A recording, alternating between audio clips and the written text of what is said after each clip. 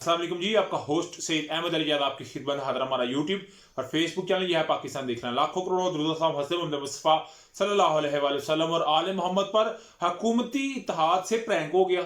ये प्रैंक किसी और ने सुन्नी इत्तेहाद यानी कि पाकिस्तान तहरीक इंसाफ ने कर दिया। इसके ऊपर मैं आपको डेफिनेटली बताऊंगा। एंकर इमरान रियाज साहब फिर एक दफा गायब हो गए हैं। मौलाना फजल रहमान और नवाज शरीफ की मुलाकात चीखों पुकार क्यों निकलनी शुरू हो गई है।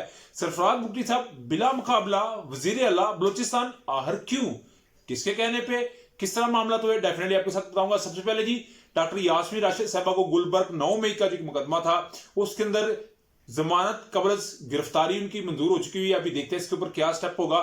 डेफिनेटली एक बड़ा अहम तरीन सवाल होगा। उधर जी एंकर इमरान रियाज साहब, आप जानते हैं सफदर भट्टी साहब ने, मैंने पिछले व्लॉग में बताया कि एंटी करप्शन के जज ने उनकी रिहाई को यकीनी बनाया और 1 लाख रुपया जो मुचलकों की वजह उनकी जमानत को मंजूर किया गया। मगर साथ ही उनको एटीसी एंटी टेररिस्ट कोर्ट के जज साहब ने 5 रोजा जिस्मानी रिमांड पे जो है वो हवाले कर दिया पुलिस के 9 मई के मुकदमात के अंदर। और अगर उस वीडियो को देखा जाए तो मुर्शिद एंकर इमरान रियाज एक बैरियर के पास खड़े हैं और ये कह रहे हैं कि वहां पे जो सहाफी हैं, आंसू गैस की बड़ी शेलिंग है, उनको सिर्फ रेस्क्यू किया जाए।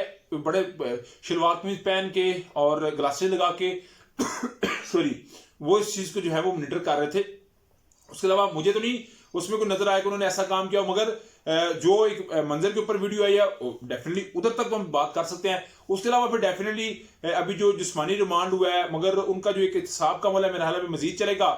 और क्योंकि अभी इमरान अहमद खान नजीर साहब हों, पूरी जमात हो, उनके ऊपर 9 मई के जो मुकदमात है उसमें तेजी आती नजर आएगी। और देखिएगा अंदर चंद दिनों में के अंदर कुछ इसमें बड़ी पेशरफ्त भी हो सकती है। मगर जो है वो इस वक्त एक पार्लियामेंट निजाम तो पाकिस्तान में शुरू हो गया, तो मेरा हाल है हर चीज जो है वो पार्लियामान के अंदर डिस्कस होनी चाहिए। और आज इसके ऊपर डिस्कस भी हुआ है। महमूद खान अचकजई ने जो इल्जामात लगाए हैं, मेरा हाल उनकी तहकीकात होनी चाहिए। उन्होंने 1 अरब की बात की कि फलां शख्स ने 1 अरब लिया, मैं नाम लेना पसंद नहीं करता, वो ये उनके अल्फाज थे, तो उनकी भी तहकीकात होनी चाहिए। जिन्होंने 1 अरब लिया, अगर झूठ है तो फिर महमूद खान अचकजई की भी होनी चाहिए। उसके अलावा उन्होंने कहा जी बकरा मंडी इसको बना दिया गया। मार्शल्लाह की हमायत करने वाले जो लोग हैं, जिसमें जस्टिस साहिबान हैं, उनके ऊपर जो है उनकी पेज को रोका जाए, उनकी मराद को रोका जाए और मार्शल्लाह के खिलाफ जाने वालों को जो है वो पूरा एट्रीब्यूट पेश किया जाए। उसके अलावा उनकी मुझे बड़ी बात पसंद आई कि जो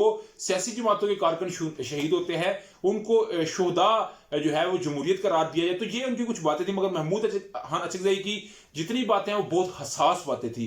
और ये इमरान अहमद खान ऐसे बहुत बड़े नाकद है। उन्हें कहा जिस तरह आवाम ने उनको वोट दिया है, उनके वोट के ऊपर डाका, ये भी एक बहुत बड़ी गद्दारी है। मगर महमूद खान अचकजई की बातों का मेरा ख्याल है हर जगह पूरी पाकिस्तान के मुक्तदरा जो हैं उस हलकों के अंदर उनको बहुत ज्यादा इसको डिस्कस किया जा रहा है और उनके एक एक बात जो है उसको वेटेज देके देखा जा रहा है कि ये आखिर उन्हें बात कितनी आउटस्टैंडिंग वे के अंदर जाकर कर दी है, किस तरह ओपन वे के अंदर जाकर कर दिया है। मेरा ख्याल है इसका अगर आप थोड़ा सा भी सोचें तो ये आम नहीं खास सी आम से भी ऊपर की बातें वहां पे डिस्कस्ड हो गई। उधर जी मौलाना फजल रहमान साहब और नवाज शरीफ साहब की मुलाकात, नवाज शरीफ साहब को मौलाना फजल रहमान साहब ने चिट्टा इनकार कर दिया, जवाब दे दिया है कि मैं हुकूमत का हिस्सा नहीं बनूंगी। ये वही मौलाना फजल रहमान साहब है जिन्होंने पीडीएम के सरबराह बने, इमरान अहमद खान ने की 10 अप्रैल को हुकूमत को चलता किया।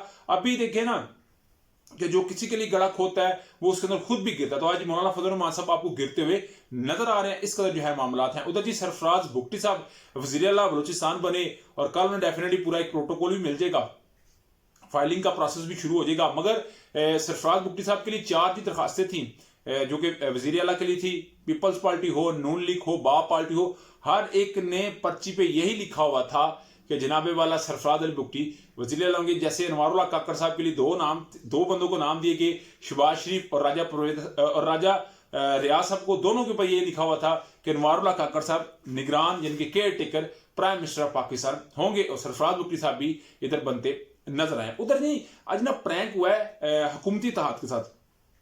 92 वोट हासिल किए डिप्टी स्पीकर जुनेद अकबर साहब पाकिस्तान तहरीक इंसाफ के। इससे पहले आज सुबह एक इलेक्शन होता है, जुम्मे के बाद उसका रिजल्ट आता है जिसमें पाकिस्तान तहरीक इंसाफ यानी कि सुन्नी इत्तेहाद काउंसिल के 91 वोट हासिल करते हैं आमद महमूद डोगर साहब स्पीकर के लिए।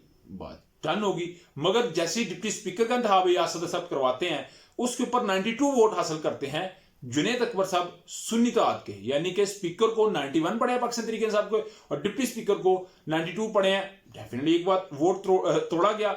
उसके अलावा 206 वोट टोटल बनते हैं हुकूमती इत्तेहाद के, मगर स्पीकर को यानी कि रियाज सदर को पड़े 199 199 और 197, 2 वोट कम पड़े डिप्टी स्पीकर चौधरी सईद गुलाम मुस्तफा साहब को।